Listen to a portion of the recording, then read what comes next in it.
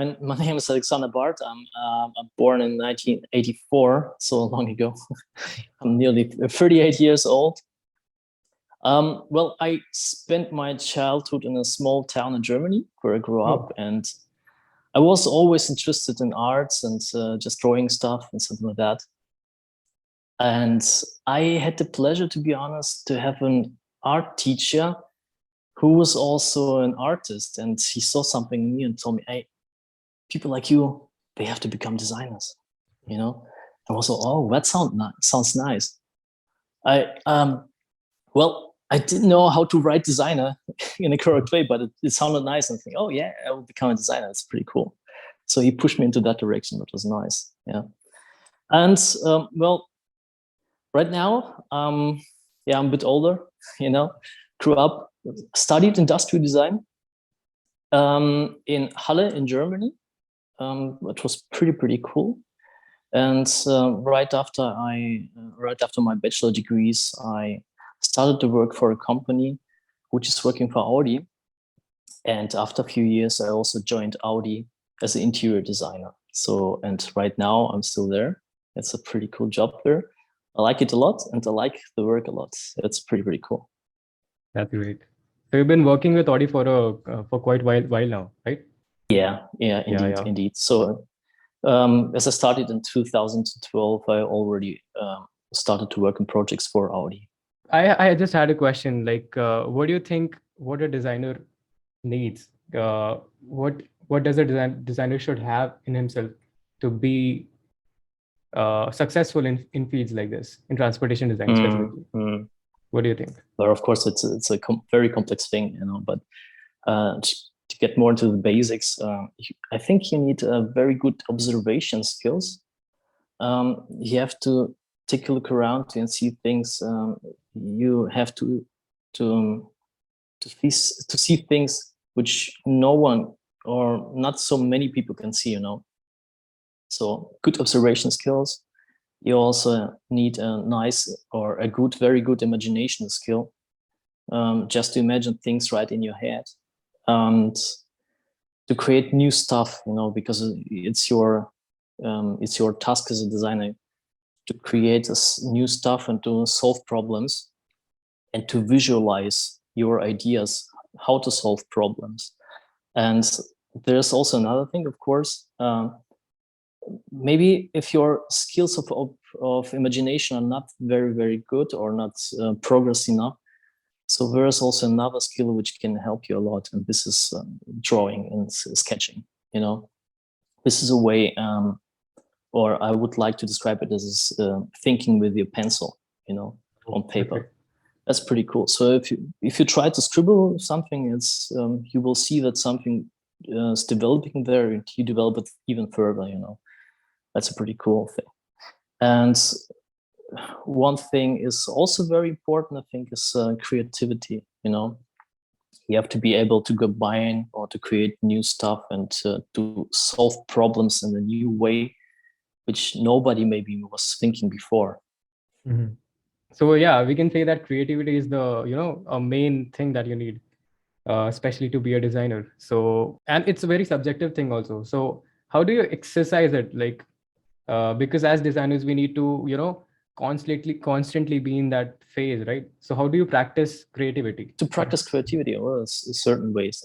First of all, I think tries to sketch. Just sketching, observe things, and to get also kind of input, you need to influence yourself. You know, sometimes you try to think, and there are no ideas in your head, Mhm. and you see it seems to lack, or you think you're lacking of creativity, but then you start to draw something and you see something that's on paper happening there. That can help you, but if there's no inspiration for you, you will reach some kind of limits. And therefore, you need to inspire yourself.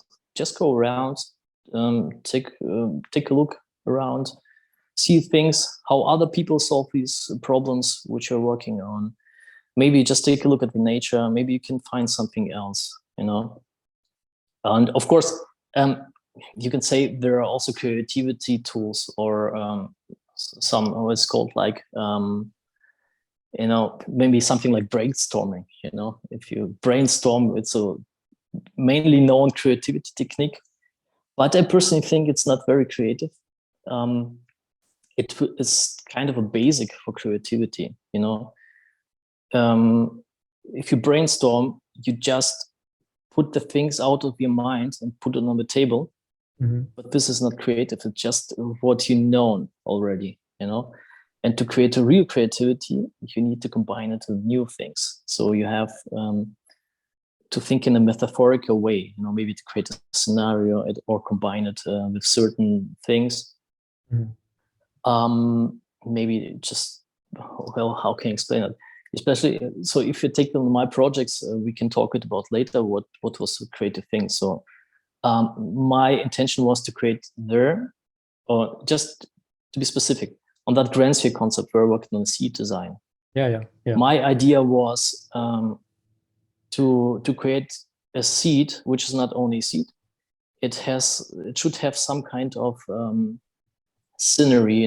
There should be something special happening with that seat when you open the door. And I try to think about if an artist or a musician or somebody who's working in a theater, an actor who is going on the stage and the curtain is opening, I had that idea and I combined that idea with the seat, Yeah. Oh. And if you take a look on the seat, what is there, you will see what's happening. So there's kind of transformation of that seat. So if you open it, also the seat tries to open like a curtain, just to give you that information or the idea of being welcomed. Something is open right for you. Like a red carpet on the floor. Exactly. It's a curtain which is opening. Yeah. So, for example, if you especially want to, one day you think that I want to create some new ideas. So, yeah. What is that process like? How do you approach that thing? So, do you turn on some music and just lock yourself in a room and just start sketching? And what is the process like? Yeah. Of course, music can help a lot, but it puts also in a certain mood. Be careful what mood it is. If it's a very, very loud music, maybe you will create also loud design or something like that. It can happen, yeah. But first thing, what I do when I start to be creative is I'm starting to draw. Of course, I know there's a specific theme. There's a specific problem I have to solve. That's the base of it all. And then I try to sketch something on the paper. I try to get rid of all the first ideas I have in my mind, just to empty my head. And if I empty my head, I open also my mind for new solutions. Then you can start to look around and see, oh, what is new? What can be new? What can be combined in a new way? And because, as I said, it's a kind of a brainstorming. The first thing, you just put all your ideas you already had in your head on the table. That's not creative. Just empty your mind, be open-minded for new things, and try to combine it with new inspirational stuff. Yeah. That's great. So yeah. So talking about Audi, right? So talking about Audi, you said that you've been working for in there a lot, and Yeah. I'm just curious. Can you explain how a typical day in an Audi design studio looks like? Well, for the last 2 years, it was a bit different, because of the pandemic. We were working a lot in our home studios at home. So 2 years, or 2020, I nearly spent the whole year at my in my kitchen, because I don't had any room to work in. But the ordinary day, of course, you step in and then you go onto your desk. Of course, you meet your colleagues. You can have a nice chat with them, just to talk what's happening there, what are the tasks, and then of course you're going to the desk, and there are always a lot of work, and this is something which is also the problem of a designer. The design problems are kind of my professor was always talking about that design ideas or design problems are mean problems, you know. And the idea of a mean problem is that there is no end, you know, it's not a mathematical equation. So you can do stuff, but there is no end. It can be always different. So you start to work on that task. And I guess you have also to be careful that you find some kind of an end. Yeah, you know, you have to teach yourself to be satisfied with the idea and also with the result you're reaching. And of course, there's a lot of people running around and giving input to you. And there's also a design director or somebody who coordinates people. He gives you the input, how a task can be solved, or, you know, you're always in talk with people because there's a lot of decision making in process when you work. That's great. Yeah, because especially in a creative field like this, we are never like we as designers are never satisfied, right? Because we want to just want a one more week and we can, you know, finish off the details and just explore more a bit and something like that. That's great. Yeah, especially talking about you, you are a seat designer in Audi. So what is it like? We all know the design, the basic design process, right? From the ideation till the clay model or the prototype. So what is the typical seat design process like? How do you start with the ideation and till the end? Well, to be honest, when I started to work, it was the idea, oh, I'm a professional designer, and that has to be something very special. It has to be a new process or whatever it is. But to be honest, it's to be effective and to do your stuff. It's pretty the same what you learned during your studies, you know. It's very important to empty your head, to get some kind of inspiration, to take a look around what's going on the market, maybe how these problems are solved. When you're sketching your first ideas, of course, you're working them out. Then you can start to get more specified. You know, you're creating 3D models. Then it will be milled in a clay model, just to visualize the sculpture you're working on, or the real seed and the real size. And of course, there's a lot of discussions about some specific details. If it looks good enough, is the proportion right? Are there any things? Are there any technical requirements which has to be in that specific solution you're working on? You know, you always have to look also in the technical and also ergonomical requirements. It's to be honest, it's and the final thing, you have to create a presentation. There are so many presentations, and well, it's, to be honest, it's the same like you did during your studies. You know. Yesterday, I was looking at your at the presentation that you did, right? The Grand Sphere one, where you were explaining about the seats and all. And I think there are three total concepts: urban sphere, sky sphere, and the another one, right? So So all of them have all the three concepts have a central theme, we can say. It is based around a sphere, right? So can you explain a bit about it? What was the sphere and sphere ideation? What was the basic concept behind it? Yeah, you know, we spent a lot of time in our days in cars, you know, especially if you take into Chinese market or into the cities where during a rush hour, or if you drive a long distance, so there's a long period of time which you're in your car, and beside your home and your office where you're working, the car is kind of a third living space. It's a space where you spend a lot of time.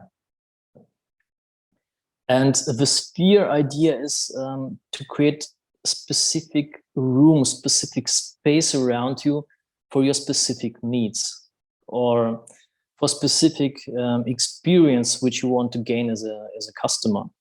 So we had 3 spheres. The first sphere was the sky sphere. It was based around the idea of creating a space or a sphere for a driving experience combined with the automated driving. So it was a 2-seater. It was a more sporty oriented, but it was also a sporty car which can drive automated. Yeah. The second sphere was the grand sphere, which I worked on.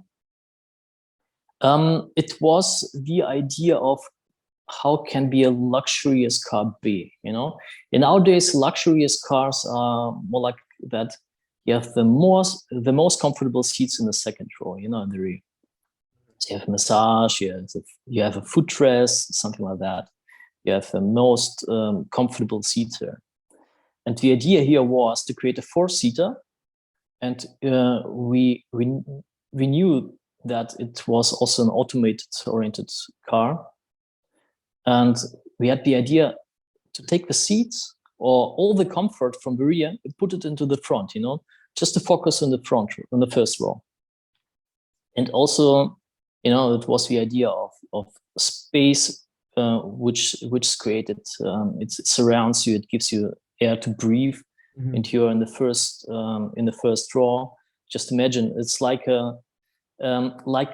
it's like the car is being your personal chauffeur, and or maybe your pilot, and you are sitting in the first class and also in the first row. That was the idea of the grand sphere. And the third sphere was the urban sphere. It was it's focused on the Chinese market, and for the Chinese market, it's very important to have very comfortable seats in the second row. So it's a car. I guess it's a 6-seater. Yeah, it should be a 6-seater, and you have the same ideas of the grand sphere in the first row, but we added also all the comfort and all the digital stuff which is required for entertainment and infotainment, also to the second row. Yeah, that's what's happening there. As you were talking about the home space, right? So basically, we spend a lot of time in our cars, especially during traffics and all. And as we see, the future is more like converting that space into a living space, so that we feel that we are living in a home basically. Yeah. So what is like I have seen all the OEMs and all the companies are doing are designing the things on the same direction, especially in the interiors. So what is Audi doing different to stand apart from all the different brands? Well, the Audi interiors, they have to be on the first hand, they have to be, or first of all, they have to be sophisticated and progressive. That should be the appearance of an Audi, and also the Audi interior for itself. If you just take a closer look to the Audi interiors, they are more or less cleaned up, or the right word, I think it's more cleared up and balanced. That's the idea of the Audi. It's not confusing. It's just cleared up. It's closer to the German Bauhaus idea, from the beginning of design in Germany. Also, that cleared up ideas. It's very close to that. And, I think what's also special for Audi is that we are working on ideas to create a moment of surprise, this could be, or this idea is to inspire your customers, to surprise with something unexpected in a positive way, and to be joyful, or to create also joyful elements. If you take, especially at the grand sphere concept and also on the urban sphere concept, you take a seat in that car, and all that surrounds you is that wooden ambience, just ambient light and a lot of food, and there's no digital stuff which can be seen there.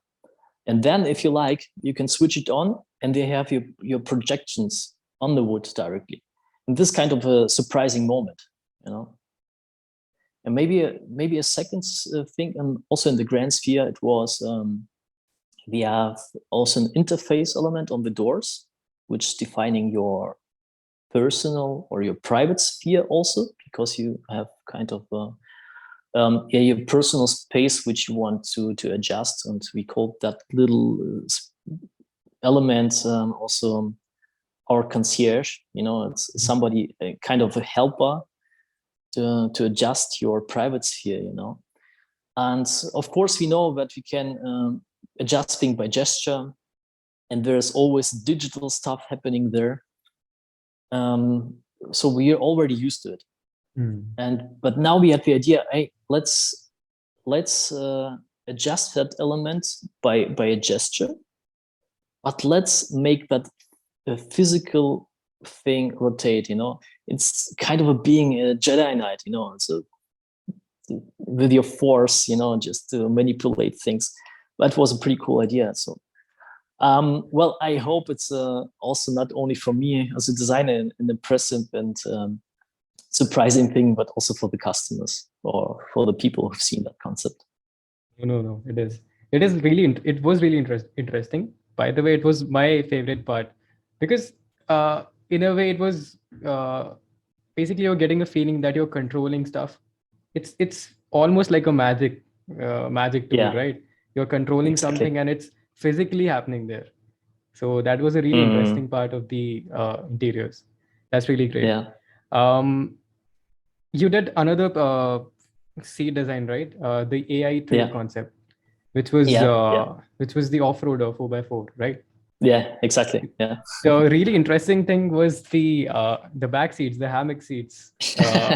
They were really cool. And how did you approach that? Well, that iTrail concept was a specific, as you said, outdoor concept. And what was pretty interesting in that car is that our design management, Mark Lichte in particular, gave us the possibility to be crazy. He said, hey, let's get crazy, let's create stuff. Just take a look on it, and your task is to create an outdoor vehicle. Imagine that you're going maybe to Iceland, and you have to be also responsible or also respectful of the nature, and so you have to work with the nature maybe. And just imagine, what would you take with your car? How should be your car? And this is kind of stuff we did, and we started to create crazy ideas. So, okay, what's happening outdoor? How do you enjoy the time during your trip outdoors? Maybe it's not necessarily Iceland then, maybe it's something else. So the idea was here, or the main idea was inside out, or outside is inside, something like that. So if you take a look at the car, there are these virtual mirrors from the exterior. They're flowing into the interior, and then they create also the headlights or the positioning lights of the car, that stuff. So we also had kind of drones flying around, just help you out, maybe to create also additional light on the streets, or just to explore the surroundings. And you also can use that drones to lit up the interior of your car, because you also have a glass roof. That's pretty crazy ideas. And there was also that thing of course, a lot of gadgets. You have kind of binoculars where you ordinarily have your back mirror or the rear mirror. So if you want to explore the nature, just grab it, your binoculars, and then take a look around with that. Of course, you can combine it. There was that idea, combine the binoculars with your drone, so you can see what the drones are seeing, something very, very crazy ideas. And being part also that inside is outside idea. So we said, let's take also the interior stuff and just position it somewhere else, somewhere in the nature, and that. So therefore we came up with the ideas with the hammocks. So if you don't need them, just grab them, take it away. Or if you're there in the nature, you also just can put it on the tree, and then you can use it as a swing, something like that. Yeah. So I had one question related to the industry. So yeah, there is a transition in automotive design space, right? people are shifting from conventional, you can say styling to design solutions. And as we can see that, for example, the shells, the outer exterior part is uh, a bit more minimalistic right now, and the people are playing a lot in the interiors. So what do you think about that? How is it going to play in the future? Well, it's hard to tell what's going on in the exterior because I'm an interior designer. But if I talk about the interior ideas, well, we know cars for a long period of time, and there was a lot of development in that cars, and we reached kind of a level where everything seems to be already developed, and everything is restricted. So there's hardly a way to change something, to create new use cases. And this is maybe one idea where we can start to change the things, or we have to put more effort into creating new ideas, new experiences for the customer, because everything is already so compressed, so it has to be something new, and we're pushing to that new direction. And I think the whole industry. And the second thing is that right now the whole industry is working in that autonomous vehicles, and we all think that this idea will be the next or the real game changer, and if you don't have a steering wheel in a car anymore, so there will open there's a space for new ideas, and so that could be the reason, or that is the reason why the whole industry is pushing now to the new direction, try to find new solutions, and also new use cases for the customers, Yeah, that's right. So talking about seat design specifically, you've been doing it for quite a while now, and 10 years, 12 years, is it? Yeah, 10 years. Yeah, it's been 10 years, right? So especially talking about the seat design, how do you think the transition has been like from the start till the end, like till here? Well, if you just take a look on the early seats, it was kind of it was more just a sitting opportunity, just a couch, and then it the couch has to be decorated. It looks very, very it's like piece of art, in the early beginnings, and then it became more and more functional. Then it was more comfortable, so it started to adjust, or the ideas were created to adjust this, the backrest. The headrest came into the car. There are a lot of requirements for the safety, so we created the headrest. There was a belt lock created, or the belt for the seats. Also the idea of the airbags, and now we are at the point that the airbags are growing and growing, to be more and more safety. This is kind of a very interesting restriction, and we have to deal with it. And on the other hand, you still have, the interior, or the technology of the interior is also growing, so the seat is growing from inside to outside, and also the interior design, or all the technological stuff is also growing. So it's shrinking down the seat, or there's barely a room to grow a bit more, and this is also the restriction we have to deal with. And so the seat has to be still appropriately designed for the time, and you have to create new ideas how to deal with these problems, when the space is shrinking inside and the seat is growing. This is a point where you have to be very, very creative, because the restrictions are so tough. Yeah. That's great. So as you said, like you have been working for quite a long time, specifically in seat design.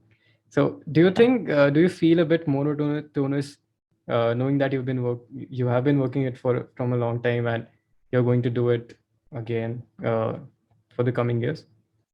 Well, not sure about the next 10 years. There will be some changes, but just to speak for the last 10 years, it was always different. It's of course you're working on a seat, but there are always new requirements. New projects have also new requirements. You have to deal with them. There's so much changes. So I worked on the pre-development stuff for production cars. I worked on production cars directly. So one of them was the A8. So the actual one. Also some show cars, some other internal stuff, pre-development projects. So a lot of things happening there, and also the way how you work. It's not only just drawing stuff. You have also to deal with people, and you have to deal with a lot of different people. They're always different, so there's a lot of changes. You have to talk to your engineers who are specifically in the project there. You have to talk to your clay models. You have to talk to CAD models. You have to deal with them. You have to talk to other designers when you work in other projects, and you also influence them and they influence you. And there's a lot of I say that a lot of changes. Just it's a kind of mix of your time which you spend. I'm just missing the right word that for.